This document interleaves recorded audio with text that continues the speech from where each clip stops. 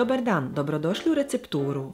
Danas pravim dan i noć kolač koji će biti savršen za predstojeće blagdane. Ovaj tradicionalni kolač iznimno je ukusan i lijepog izgleda. Uz to se pravi vrlo jednostavno jer se i svijetli i tamni biskvit rade od iste smjese. Za biskvit ćemo prvo umutiti 200 g maslaca sobne temperature sa 150 g šećera i jednim vanilin šećerom.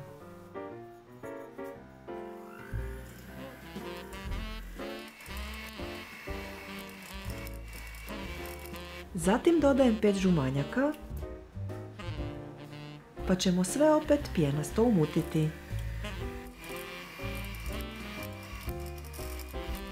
U više puta dodajemo 100 ml mlijeka te 300 g glatkog brašna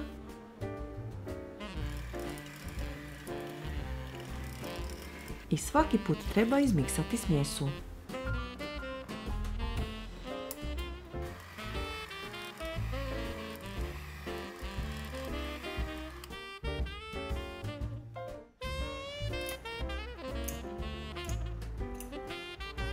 Posebno ću umutiti 5 bjelanjaka u čvrsti snijeg.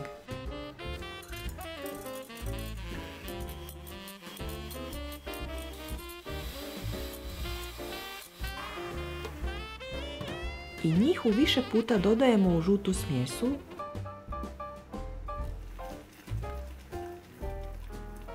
i spajamo ih ručno laganim pokretima pjenjače.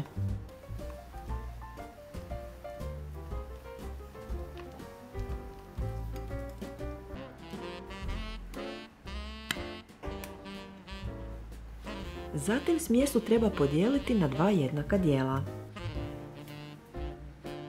U jednu polovicu dodajem 2 žlice kakaa kojeg ću ujedno i prosijati, pa ćemo sve izmiješati da se dobije tamni biskvit.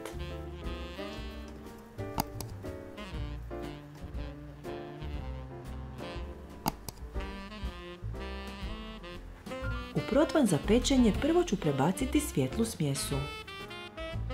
Protvan je dimenzija 32 x 19 cm, a na dno sam stavila izrezani papir za pečenje.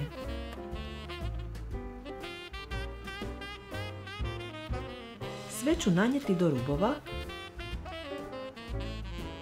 i zagladiti.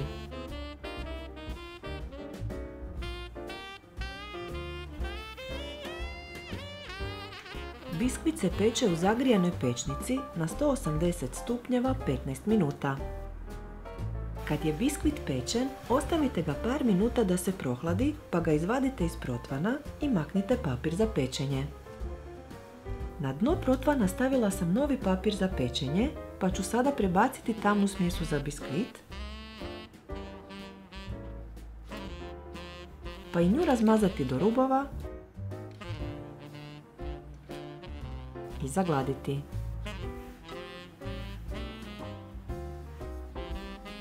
Tamni biskvit također pečemo u zagrijanoj pečnici na 180 stupnjeva 15 minuta. Kad se prohladi, izvadite biskvit iz protvana. Oba biskvita treba ostaviti da se ohlade na sobnu temperaturu. Za kremu u posudu na štednjak uliću 150 ml mlijeka i sipati 140 g šećera. Dodajemo 200 g nastrgane čokolade za kuhanje i 200 g maslaca. Sve zagrijavamo uz miješanje do vrenja da se sastojci otope i spoje. Kada smjesa zavrije, mičemo je sa štednjaka, pa dodajemo 150 g mljevenih oraha. Sve ću dobro izmiješati, pa ostaviti kremu da se ohladi na sobnu temperaturu i stegne. Kad se sve ohladilo, na podlogu stavljamo svijetli biskvit i preko biskvita nanosimo oko 2/3 kreme.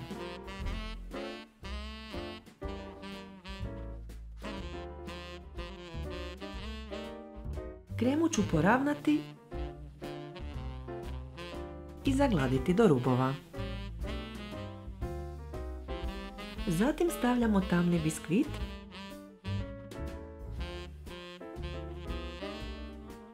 kojeg ću i lagano pritisnuti da se spoji s kremom. Na njega nanosimo ostatak kreme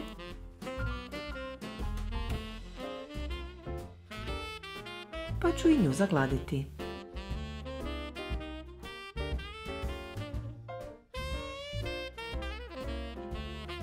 Za ukrašavanje sve ću posuti sa mljevenim orasima.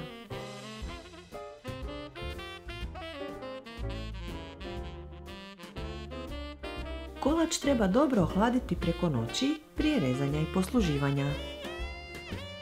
Ohlađeni kolač narezala sam na šnite i kao što vidite izgleda vrlo dekorativno. Slobodno mi u komentarima napišite kako vam se dopao ovaj recept te se pretplatite na naš kanal za još puno ukusnih recepata. Također, svima vam od srca želim sretan Božić i Novu godinu. Bye!